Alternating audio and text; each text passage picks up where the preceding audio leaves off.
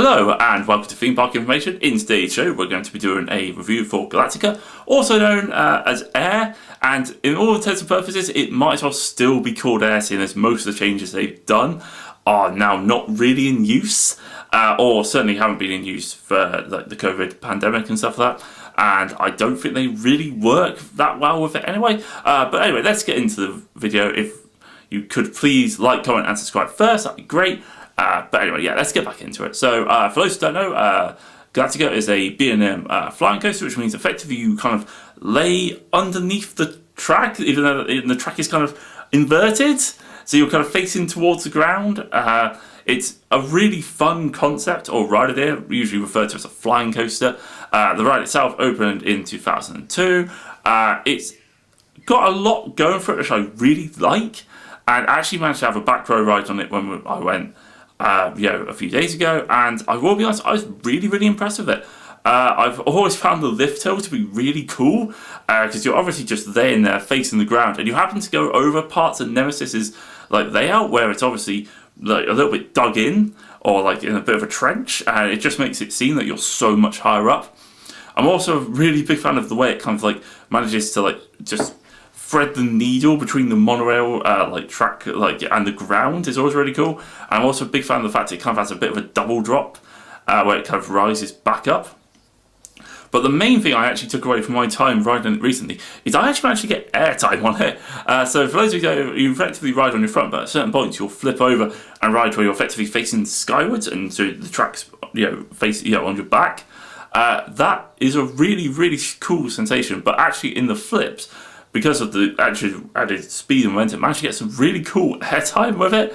Obviously, this is not a ride usually used for like extreme like forces or laterals or like airtime. So together, it was really surprising. It's a very gentle, very smooth, very like relaxing roller coaster. If anything, it doesn't have any what's usually referred to as a pretzel loop, which are really high intensity, and any other flying roller coaster I think has them for the most part, but it doesn't. It's a very gentle, very like relaxing sensation.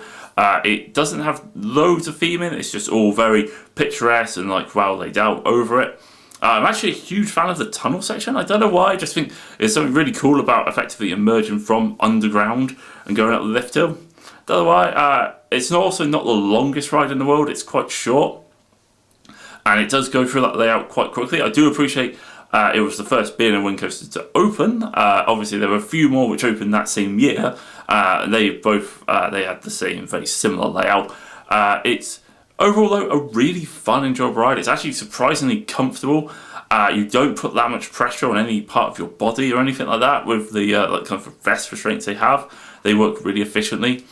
As I said, the ride itself is really smooth. It actually has a dual loading station, so it could load one train and effectively have it where the other one's emptying. It was running 3 trains where there's effectively a switch track just before the stations where it can direct where that train goes, which is actually really cool. Huge fan of the operations of this ride. It's really cool. I will say that it was really strange going in like effectively the extended queue for it. Which I haven't done since it like opened in 2002, and oh my god, some of the hills you have to go up and down are ridiculous. Not so much happens usually, but oh my god, some serious like leg burn for those. Would not recommend doing that. If you see that you're going up the huge hill by Alton Towers near the car park, you're going to be in trouble. It's going to be a long walk. But anyway, for the most part, this is actually a really enjoyable, really fun like coaster. It's very easy to do, very relaxing for the most part. I've always been a bit of a fan of it secretly. Scoring it's difficult though, because it's one of the things. It's like it ticks a lot of boxes, but then it hasn't really got anything which I suppose it used to have a proper X factor and the fact that of the flying coaster model, and it was really unique and interesting at the time. However, that's obviously kind of aged a little bit poorly.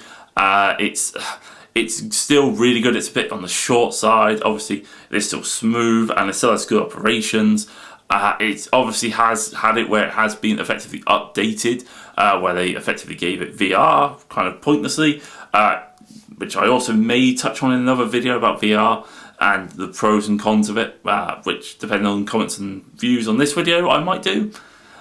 So yeah, it's one of the things that kind of re-themed it, and as fairness, it probably didn't really need it. But anyway, it's still a solid ride. Probably gets us a really solid 7, maybe 7.1 or 70 out of 100, however you want me to do the scoring for this. Anyway, hopefully you've enjoyed the review. Don't forget to catch me on the next video, and I'll see you then.